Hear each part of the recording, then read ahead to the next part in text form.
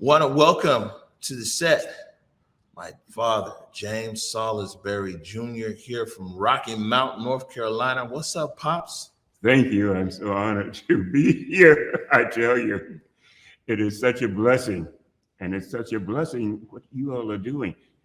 You know, when I first opened the studio in Seattle, 1000 Turner Way, the slogan on my card was Salisbury, a name to remember, the art of drawing with light.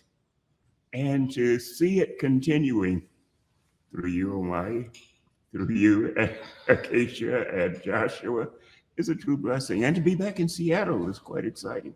Right. So for people who don't know, so Joshua's Omi's middle name.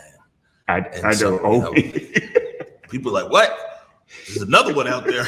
Well, no, we have always called him Joshua, just to distinguish between him and you when we're talking. Okay, well, this is good stuff. Good. So we'll talk to you about a few things here. You know, I'm always talking about Salisbury photography and talk about being a little kid in the dark room and some of everything else. At this point, that was decades ago, but maybe you can share with everybody about Salisbury photography. Well, after graduating from Brooks Institute of Photography in Santa Barbara, we selected a city and to establish a photography studio, portraiture, and we selected Seattle. At that particular time, Seattle, because of its water, its energy, and so forth, and I also have to say it was close to Canada, because remember, it was during the Vietnam War, and we were being grabbed up constantly. And so we thought for sure that by the time you guys got to be draft age, they might decide to grab you as well. So those are some of the motivations of coming to Seattle.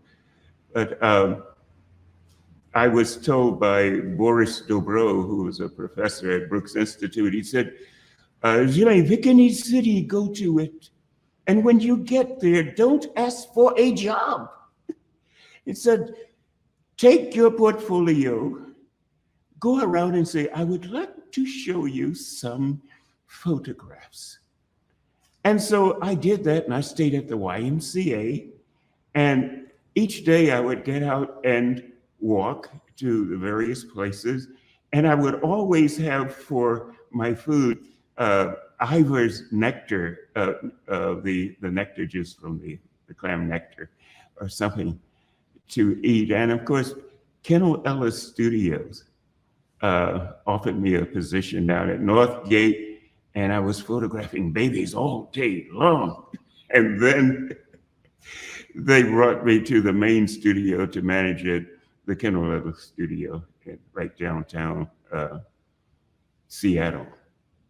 And so that's how I got started in Seattle. You know, in the video that we just played, we played our acknowledgement video. It's a bit old now. We put it in March for the 1-year anniversary of the Morning Update show. But in there, I talk about Mr. Fitzgerald Beaver, rest in peace. And there was a photo that you took 40 years ago that was in the Facts newspaper. Okay. Yes, I give all praise and thanks to Fitzgerald Beaver. I learned so many things from him, just in general conversation, watching him. He was also the main supporter of the Salisbury photography. And I was doing photography for the Facts newspaper. But it gave me an opportunity to discover the Central District, and not only the Central District, but all of the other things that happen in Seattle, from City Hall to the courthouses and so forth. And you had Salisbury photography was in the CD. Yes, right. It was in the CD. Yeah, it was in the CD, and there was something interesting about that. The first president of Liberty Bank, and I'm sorry I can't remember his name right now, he told me twice, he said, no, you should not be in the CD, because with the kind of work you do, you should be down, right downtown in Seattle. And I could not help but think that this studio is right downtown in Pioneer Square in Seattle. It just sort of came back to me. We made it. Well, you know, we Trey. You know, we trademarked the name Salisbury Photography. Yes. So Salisbury Photography is one of the trade names here for Converge Media.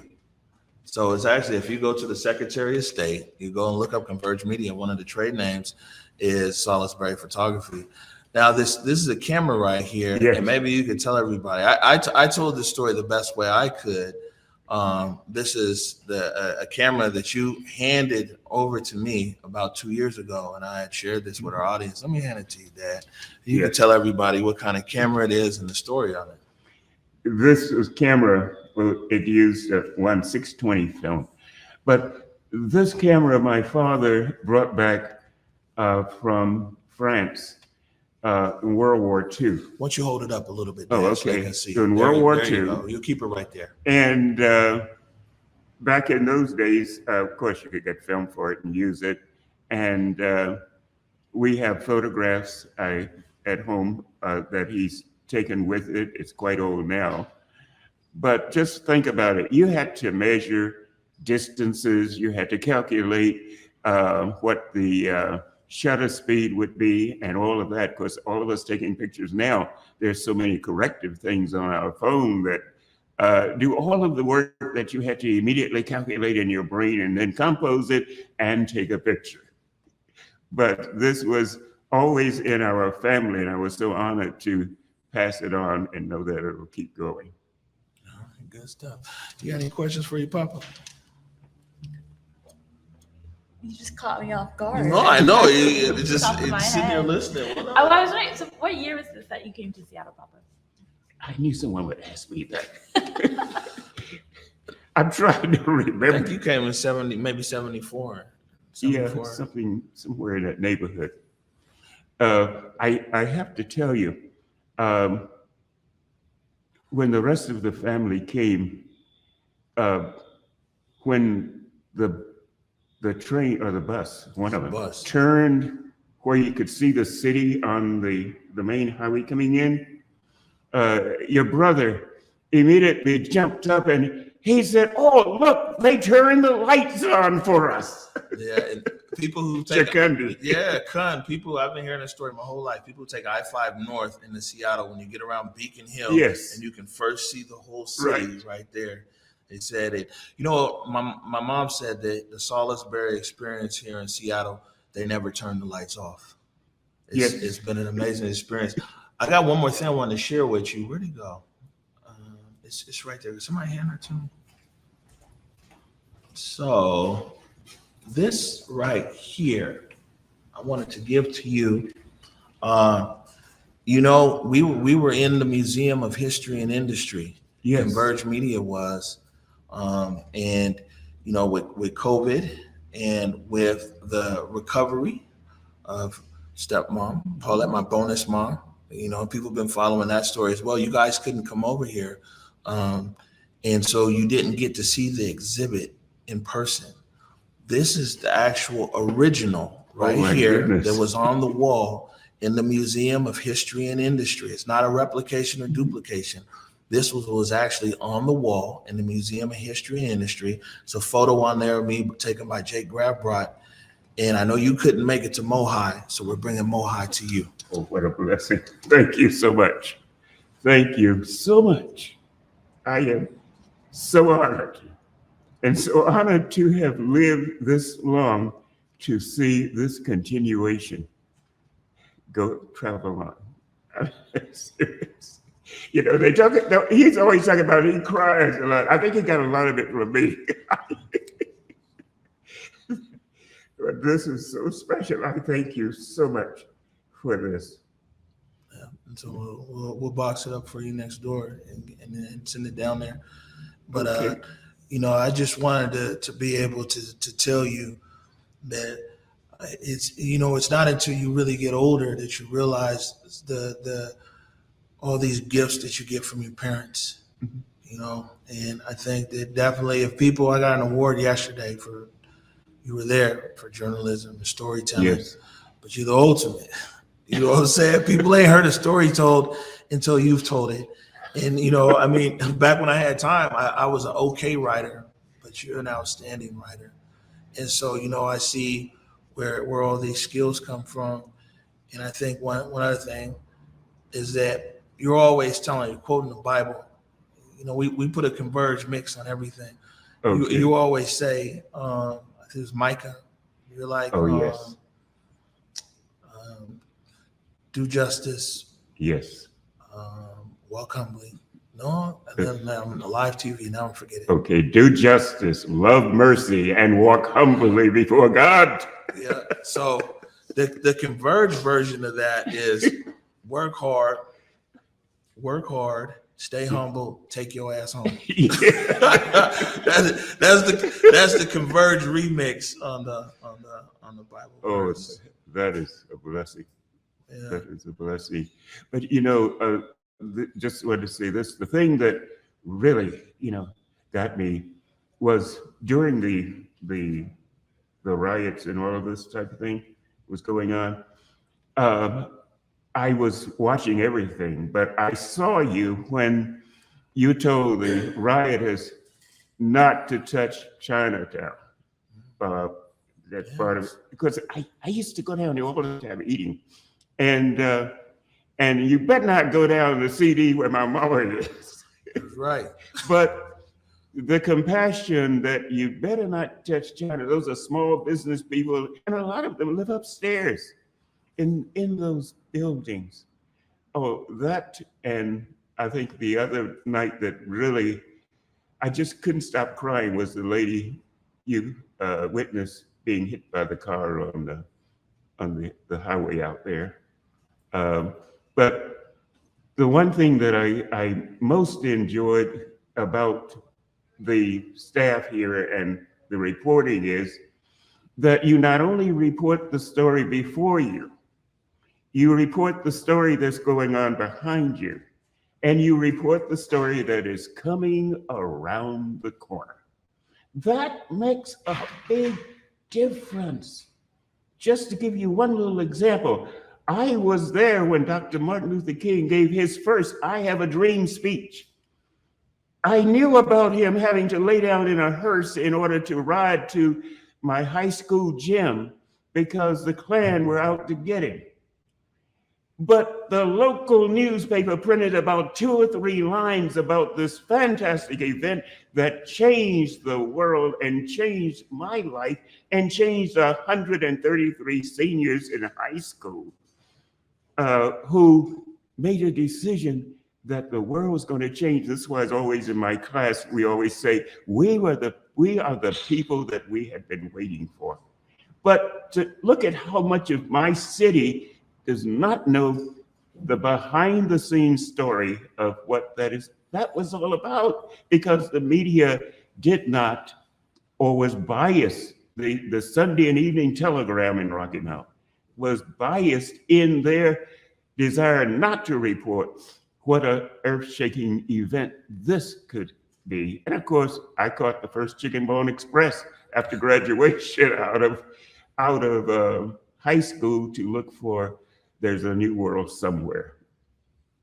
And that's the part you are reporting, and I love it. I want to say continue to do it. As I told Treya yesterday, you hit the nail, you hit the hammer on the nail. You also make it a point to bring the news where the leather meets the road. And that's important.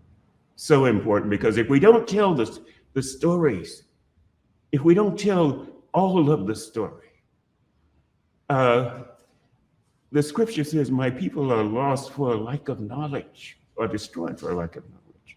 And I think that you do a good job when you're out there reporting all sides of what's going on, so that the community is not blindsided on various issues. I get a lot of calls about whether we should take the virus shot or not. And of course, I am a supporter wearing masks. But extremely close person in my life called me 3 times, and she was crying, and she said, I don't want to take this shot because it represents 666. I said, who told you it represents 666? Did you read the whole thing? Did you read the whole genre of what was there and what was being talked about?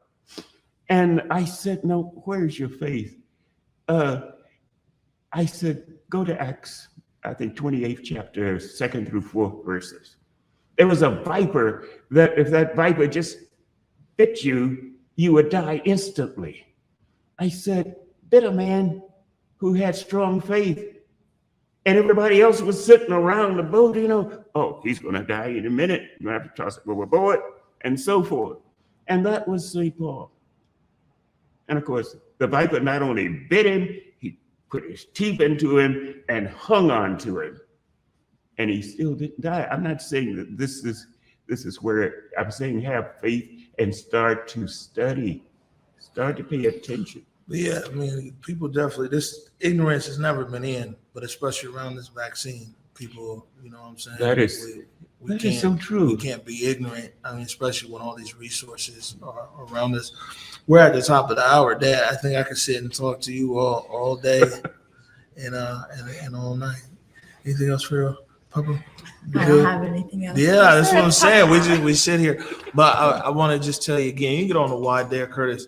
I just want to tell you again that I mean, one, I can't wait to get back down to Rocky Mount. Oh, you yes. know what I'm saying? And Rocky Mount, North Carolina. That was one of our most beloved segments that we did down there when we hung out there at your house. Yes. Oh, there you go. When we hung out there. But two, like I said, man, I want to say thank you. You know, it's part of this. Like we're here today, and I can say this is that because I seen what's possible. I grew up knowing what's possible. So what? A studio in Seattle? Yeah, I could do that. You know what I'm saying? My pops did that. I was a little kid. So it's in my lived journey. It's literally my DNA. So Yes. A lot of things that even other people might encounter as an impossibility decades ago, you know what I'm saying? When I wasn't even thinking about media or anything, y'all proved it was possible. And that possibility is still right here in another generation. You know what I'm saying? It's blossoming. And in another generation, you see right here, Exactly. It's blossoming. And so I just want to tell you, thank you, Pops. You are so welcome. I see it even clearer at my age, at the journey. And I'm so pleased and so thankful that God has blessed all of you to make this possible. Yes, sir. Thank you, Dad. Thank Love you. you. Okay, sure. I love both of you. All right. We're going to take a quick break.